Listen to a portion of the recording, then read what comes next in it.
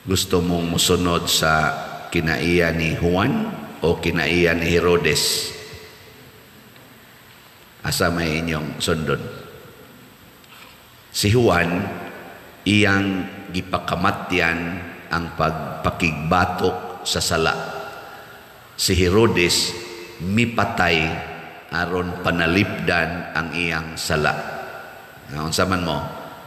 Sin protector or sin destroyer? Sa in English na, unsa man mo? Sa Binisaya, tig panalipod sa sala o tig gunob sa sala? Unsa man mo? Panalitan kanang sala sa pagpamalikas, kanang siging kasuko dias balay, siging yaw-yaw, di na ninyo panalipdan. Kusog ba kita manalipod no? Kasagaran, dahil ingon, kinsa bagoy dili kasagod, kinsa man say makapugong ana, bisan ganing mangumpisal, mo ingon man, di jud ko kapugong pader. Kana pa lang na ang pagkasultiha daan. Kusog kay tang manalipod og sala kasagaran nato, labi na ng sala sa pagpamakak, oy, kanang pagpangabit, kanang pag-premarital sex, kanang kasina. Kusog kita manalipod ana, bisag pare, apil ng mga madre, manalipod sa nausahay. Kaya nga naman, gubot na padir, og itugan yung tinuod, gubot na. Ay sus, aron wa na lay gubot, total, gamay raman sa nang butangan. Kusog kita manalipod ana. Lipay kay yawa na nga mahimutang sin protector, dili ta sin destroyer. Si John the Baptist, iyang gipapakita nga ang ato daing misyon sa kalibutan maugyod ang paggunob sa sala. Nya aron maggunob ang sala, magsigi tag sunod sa sugo sa Ginoo. Matud pa ni San Pablo sa unang pagbasa, giwagtang nako ang akong kahibalo. Kani si San Pablo, usa ni ka-opisyal sa mga Hudiyo nga naglutos sa nagsunod ni Hesus. Gani si Esteban, ang atong unang martir, siya mo'y hinungdan nganong namatay to. Kay bright kini si San Pablo, batanon, energetic, passionate nga pagkaparisiyo, purti gid isuga. Pero pagkakita niya sa Ginoo, na converter na siya, matod pa niya, giwagtang nako ang tanan akong kahibalo, may man kini siya mutabi, di man kakabuntog anis lantugi, giwagtang kuno niya, isog man ni kay siya, di man ni mahadlok, pero matod pa niya, nagkurog ko samtang nakigatubang kaninyo. Nga naman, he emptied himself. So ang unang pamaagi aron mabuntog nato ang sala, matod pa ni Kristo, deny yourself or empty yourself. Ganay una. Kay kung mahimot ang self-centered, kanang atong kaugalingon mo itong higugmaon, maglisod tag buntog sa sala. Kay ang sala mo ingon magid na namiligro ka, hadlokon ta ba? La, isulti na la, bantay ka. Anaon man ta? Mo tong gipriso si John the Baptist, warning na to.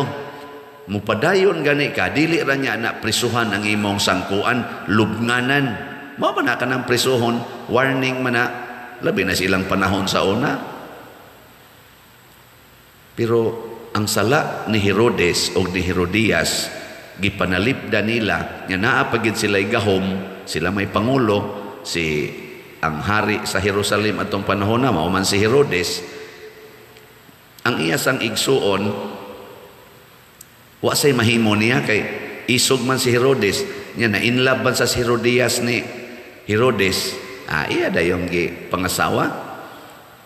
Nga doon na yung mga tradisyon na kining ni sayaw nga anak ni Herodias, di man ni anak ni Herodes, mura manig iyang pag-umangkon, kay anak man ni sa usasad niya kaigsuon nga unang nakapangasawa ni Herodias. Pero dili sa nang iyag yung bana nga gibuwagan katus Pilipi, murag napailain pag yung igsuon, murag pasapasa lang ba ang sala ba?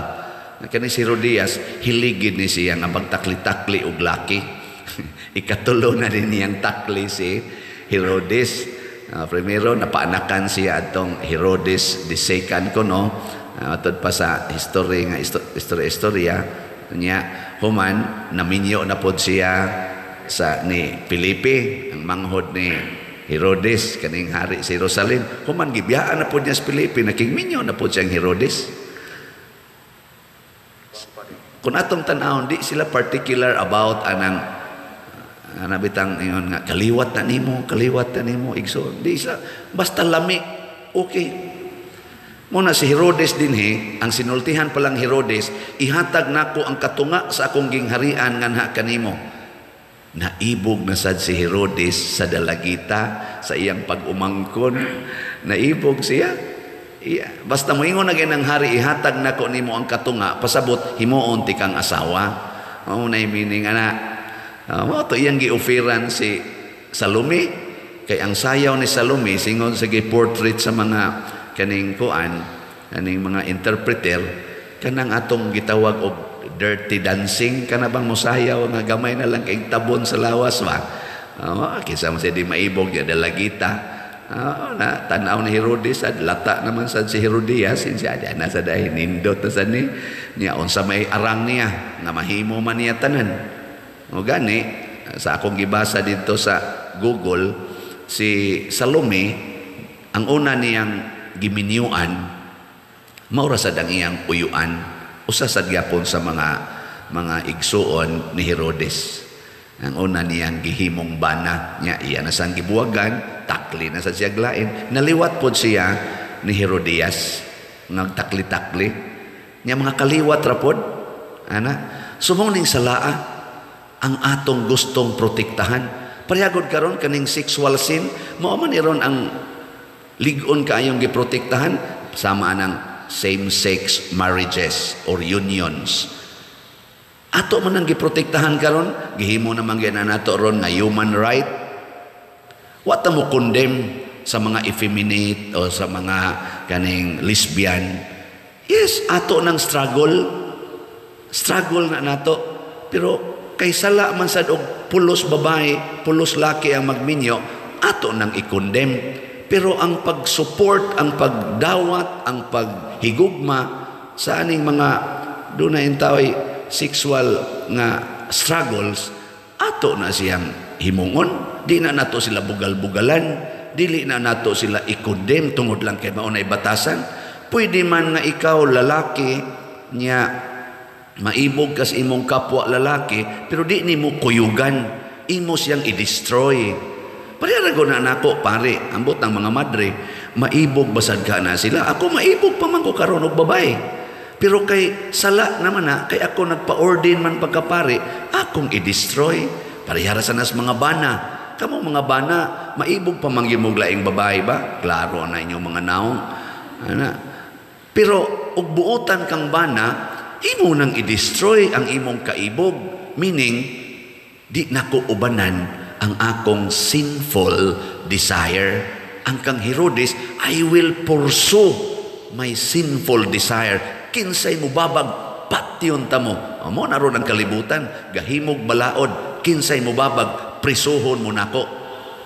Kakuha mo?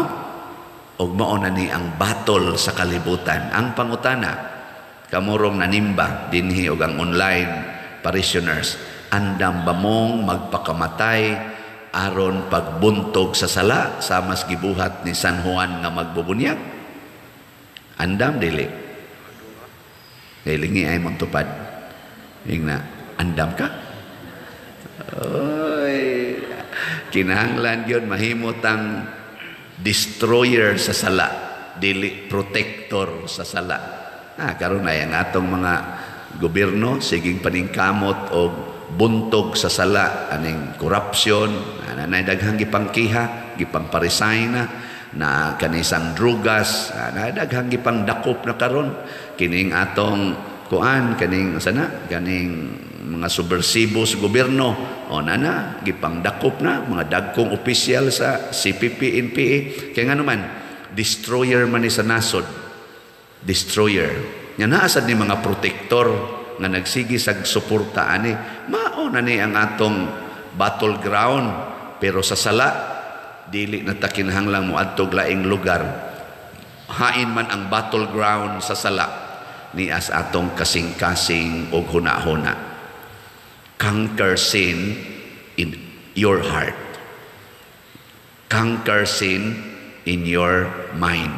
Mo nang ningon si Kristo, higugmaa ang Ginoo sa tibuok mong hunahuna, sa tibuok mong kasing-kasing. Mo na importante kayo. Mo na gibuhat ni San Juan. Nya, musunod mo ani. Tagaan ta mo og pamaagi. Unsa man?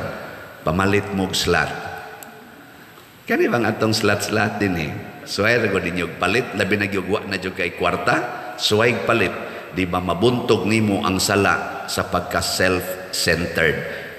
Kana bang mahimutang church-centered, community-centered, dili self-centered. Mao na pinakauna. Mao na kining atong baligya dinig slot. Gatuo mo nga mura ta ni gadua-dua, pero I am teaching you saan ang gitawag og self-denial in a very fruitful and gracious way.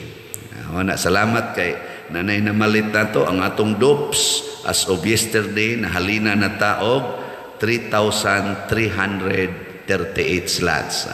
Pakpak. Niya ang atong special slot para karong September 5 nga event katong ipanghatag nato mga bugas na nasa tayhalin nga as of yesterday 781 slots. Pakpak yapon. Congratulations aning namalit kay ila gining gi-conquer ang ilang pagka self-centered na nagi degree of destroying aning atong pagka self-centered. Mo na napatay balansi nga 51,662 sa dopes. Gusto mong mapalit ani, pamalit dayon mo aron tagaan mo gracias Ginoo sa pagka-lig-on sa pagtuo. Nya ngato sang SBF-MP kaning para September 5 tag 500 raman na apay nahibiling 1,219. Karong si manaha may tag mahurot ning ni kay haron next week mapalit din nato. May maganig karong Sabado mapalit na nato ang mga bugas o mapakapinan baka nigdilata. Siguroon talang bugas. Di ram na magkilaw-kilaw kapayas. Kaon naman ka na. Busog naman. Kilaw ka ng gabi o say na dahon sa gabi. Lami na kayo na. Nguha kag mga sani nga nang among tawgon og kan mga snails ba. Mayot ba na dito sa kuan? Mayot man sa amo. Manguha ka na. Wa na. Suwaan ni muskanon, busog na. So siguro nato ang bugas nga tag 5 kilo rice. Nga naman, tungod kay nagtan-aw ta sa atong mga kabus nga katilingban, mahimot ang community-centered, parish-centered, dili self-centered. So sa atong pagsaulog sa ika-9th anniversary sa atong pagkaparokya, tan-aw nato ang mga kabus sa atong parokya. Nya kitang medyo arang-arangan og jutay, mga online og territorial parishioners, manghatag ta kay ako sa ning ipanghatag ngadto sa mga labing minus mga 2,000 ka pamilya nga mga kabus dinhi sa atong parokya sa San Vicente Ferrer, Liloan. Usa lang ni kapag practice nga mahimot ang parish or church-centered, dili self-centered. Kay maunay kinabuhi ni San Juan nga magbubunyag, mausanay kinabuhi ni Jesus ug sa tanang mga santos ug karon napahimusla nato.